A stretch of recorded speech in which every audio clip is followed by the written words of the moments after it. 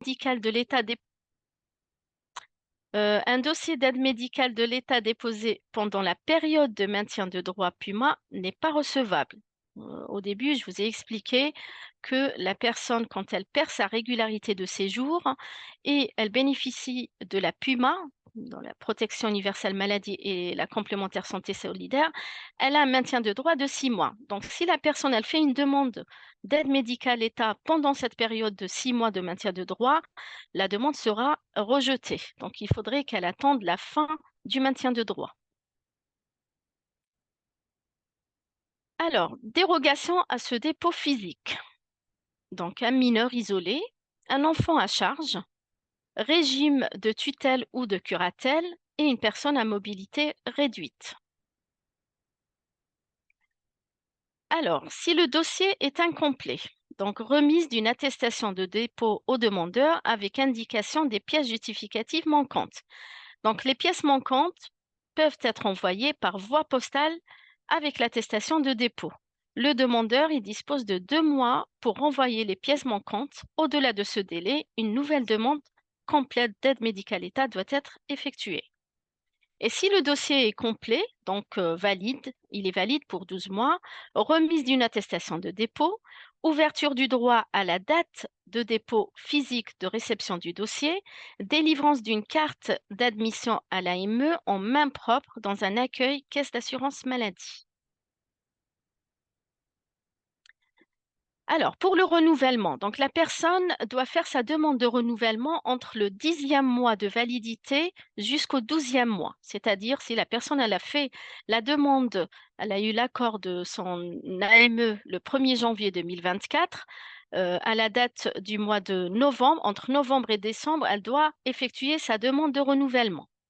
Donc, 2 mois avant la date de fin de l'AME, un courrier est envoyé au bénéficiaire. Donc, le dossier de renouvellement est à préparer et à déposer selon la modalité souhaitée, soit par voie postale, soit par dépôt physique ou courriel. Au début, je vous ai dit que pour une première demande, le dépôt physique est obligatoire, sauf dérogation. Mais pour le renouvellement, la personne elle n'est pas obligée de déposer le dossier physiquement. Donc, elle peut le faire soit par courrier, soit elle se présente dans une caisse, dans la caisse, sa caisse de résidence, soit par courriel. Donc, un dossier de renouvellement déposé plus d'un an après l'échéance d'un précédent droit à l'aide médicale État est considéré comme une première demande. Donc, la personne, il ne faut pas qu'elle oublie de faire sa demande dans le délai de 2 mois, avant la fin de validité.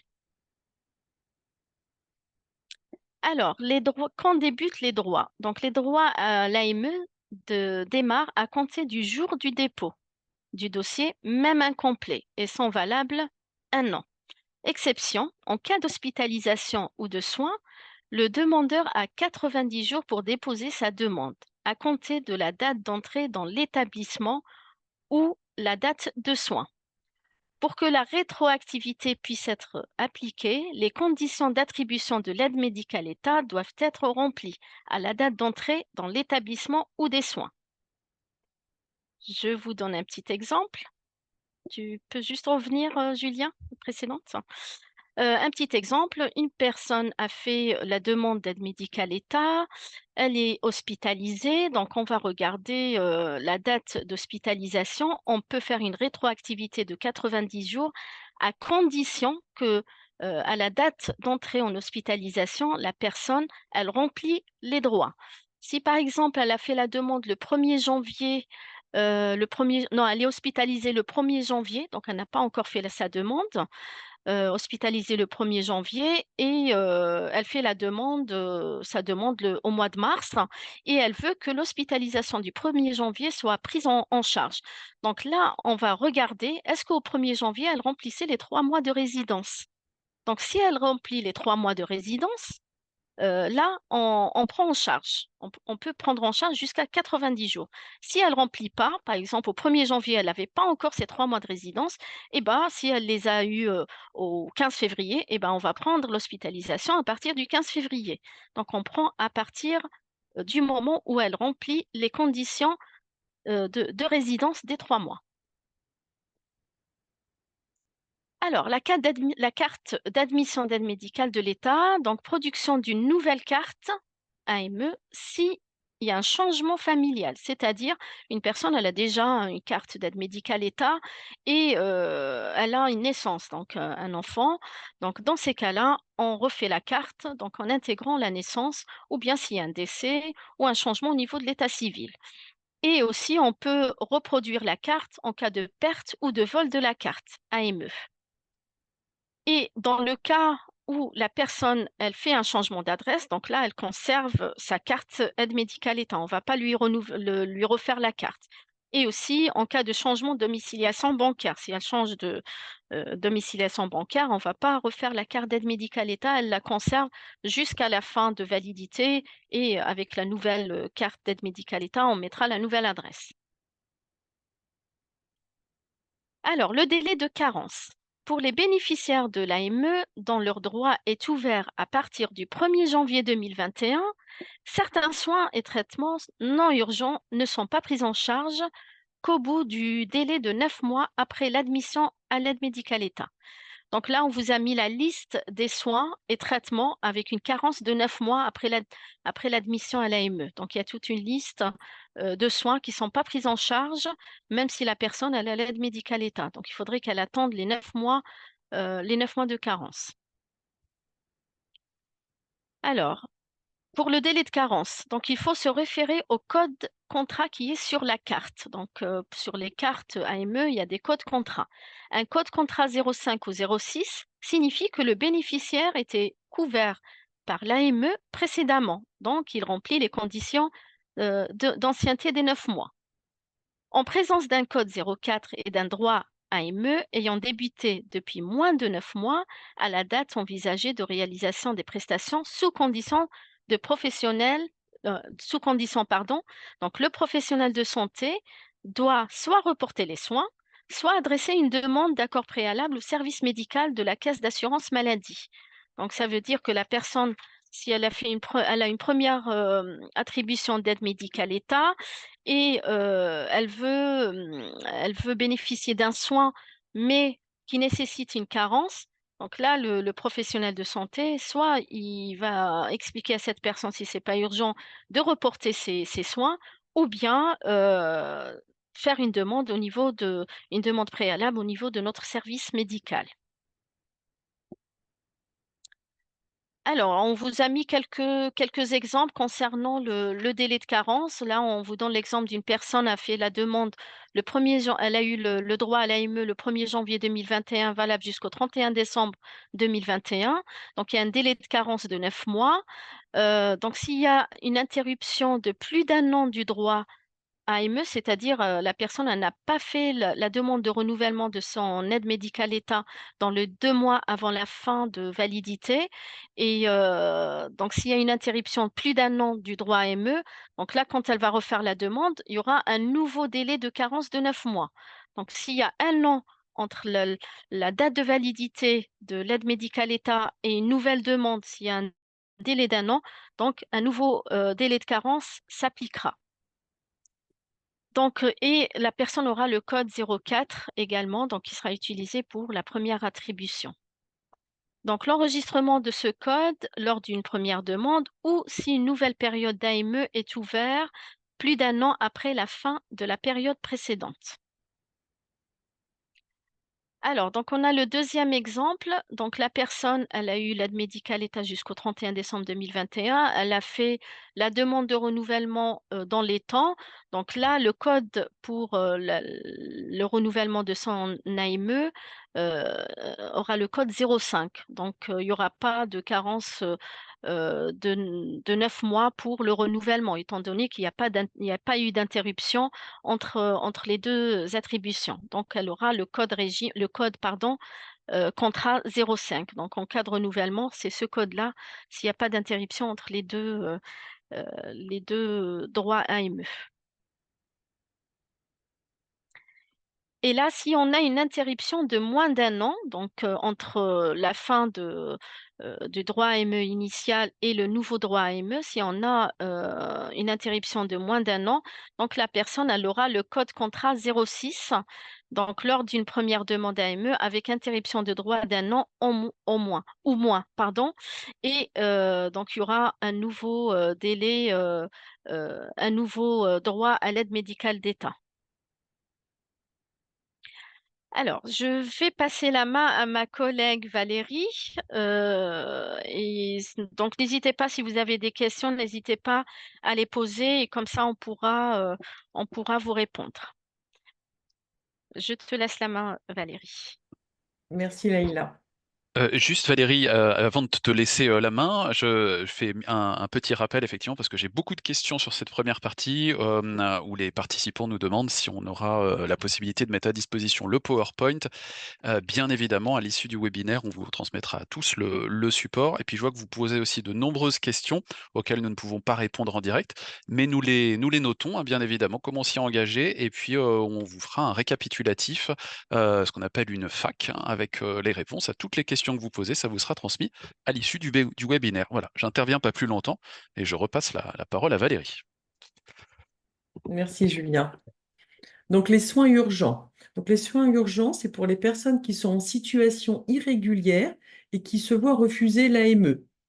Donc peuvent être prises en charge au titre du dispositif des soins urgents. Toutes ces personnes qui ont eu un refus d'AME peuvent être prises en charge au niveau des soins urgents. Donc ce dispositif permet la prise en charge des soins réalisés en établissement hospitalier dont l'absence de soins mettrait en jeu leur pronostic vital ou pourrait conduire à une altération grave et durable de l'état de santé de la personne ou de l'enfant à naître. Ainsi, on va aussi y retrouver les soins destinés à éviter la propagation d'une pathologie, les soins de la femme enceinte et du nouveau-né.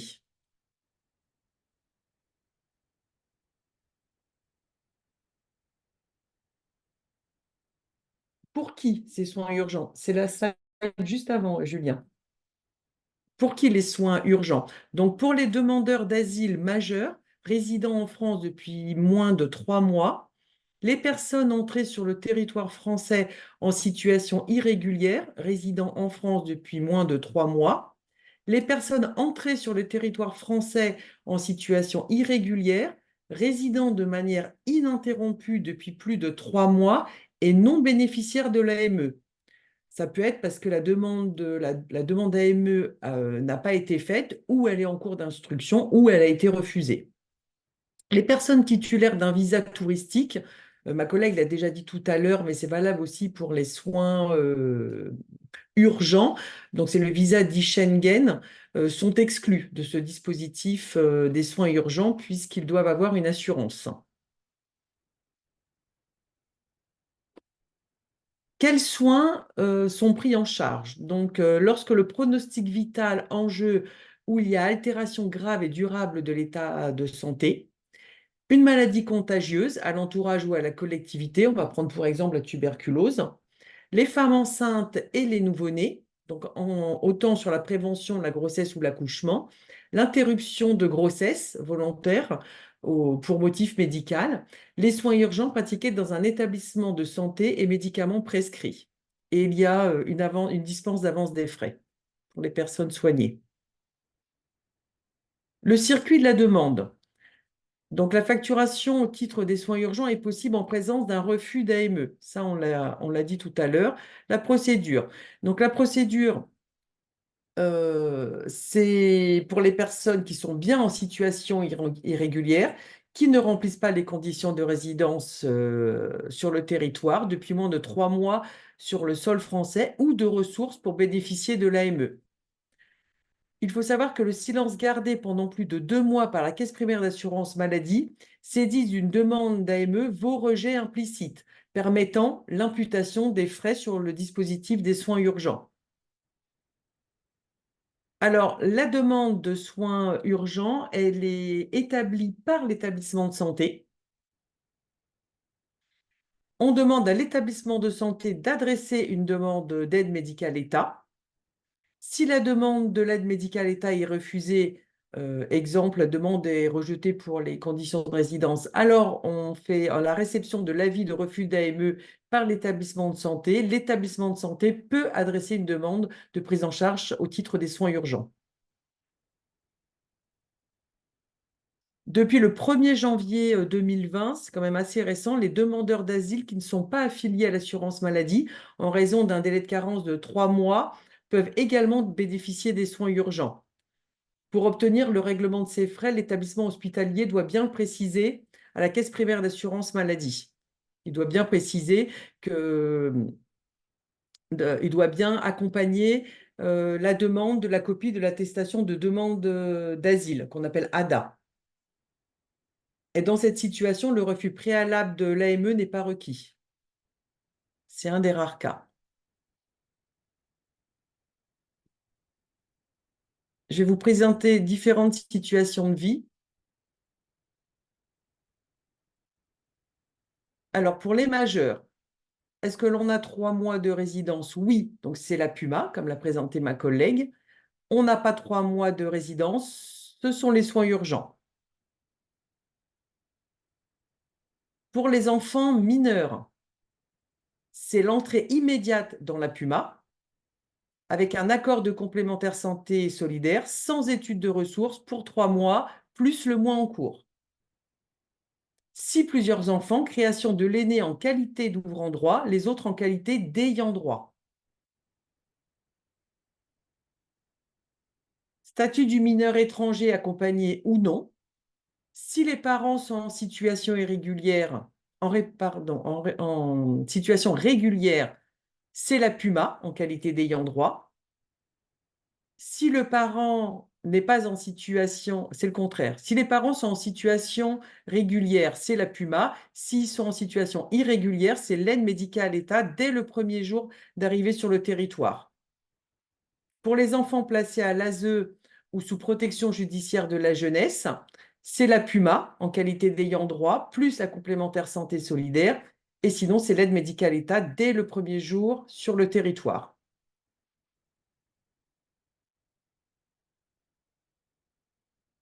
On a mis un petit schéma sur les essentiels. La personne est en situation régulière, c'est la PUMA, la protection universelle maladie, et la complémentaire santé solidaire. Et bien sûr, il faut la demander, la complémentaire santé solidaire. Si la personne n'est pas en situation, elle est en situation irrégulière et qu'elle a 3 mois de résidence sur le territoire, c'est l'aide médicale État. Et si elle n'a pas 3 mois de résidence, c'est les soins urgents. Ça, c'était un petit récapitulatif. Alors, pour joindre là, on vous a mis une slide sur comment nous joindre. Donc, sur le compte Amélie, depuis le compte Amélie, il y a aussi le site Amélie. Je ne sais pas si on l'a mis, mais on a aussi sur le compte Amélie Pastel, qui est un outil qui permet d'utiliser le compte Amélie.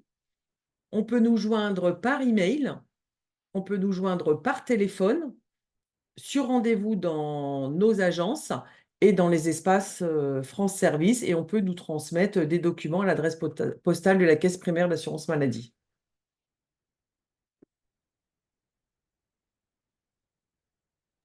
Je vais repasser la main à Julien et je vous remercie. Eh bien voilà, nous arrivons donc à la fin de notre présentation, sur, la gestion des situations, irrégulières. On a, encore un petit peu de temps, hein, puisqu'on avait prévu, jusqu'à 1 heure de présentation. N'hésitez pas à continuer de poser vos questions. S'il y a des choses qui vous semblent pas claires, hein, ou des choses que l'on n'a pas abordées, n'hésitez pas à poser toutes les questions par écrit. On va pas fermer le chat tout de suite, de manière à ce qu'ensuite on puisse, en prendre connaissance.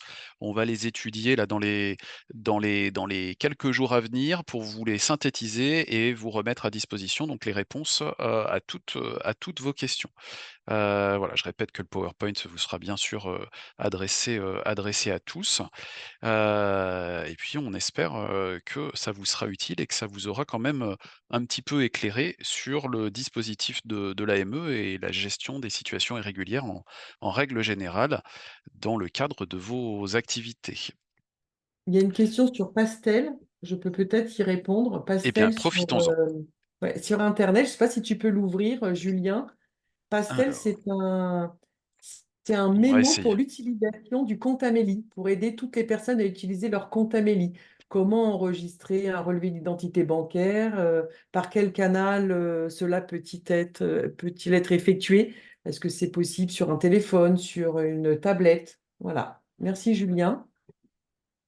Et voilà Pastel. On peut prendre un exemple avec télécharger une attestation, par exemple, oui.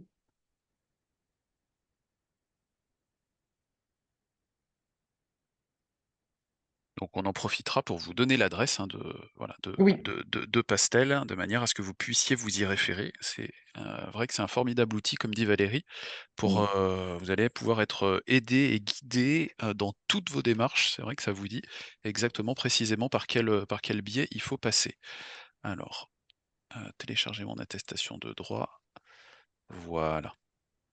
Donc là, en l'occurrence, dans l'exemple de Valérie, ça vous indique que vous pouvez faire la démarche par le biais donc du compte Amélie sur Internet, par le biais de l'application Amélie également.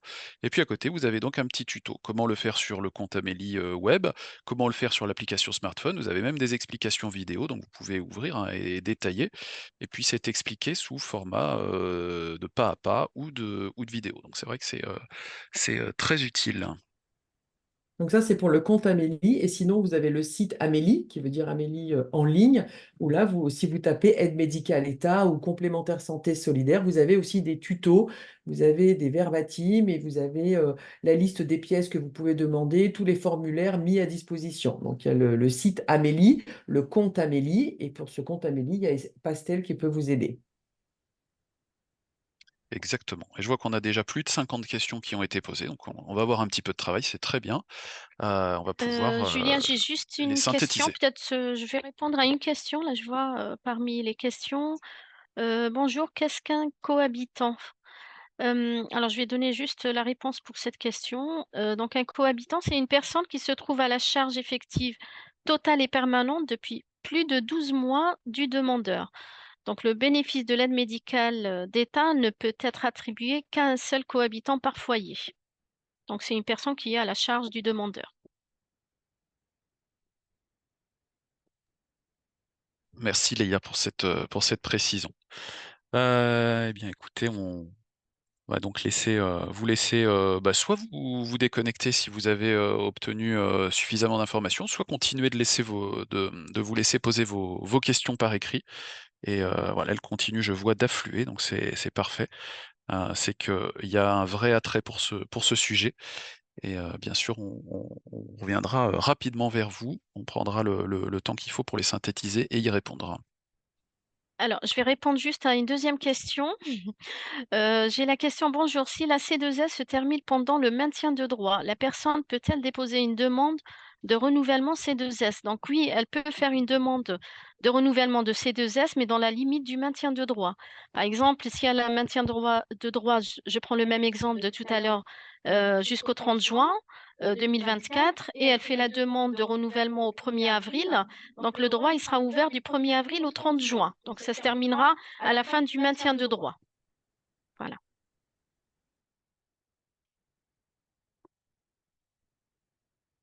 Eh bien, merci à nouveau pour cette nouvelle précision.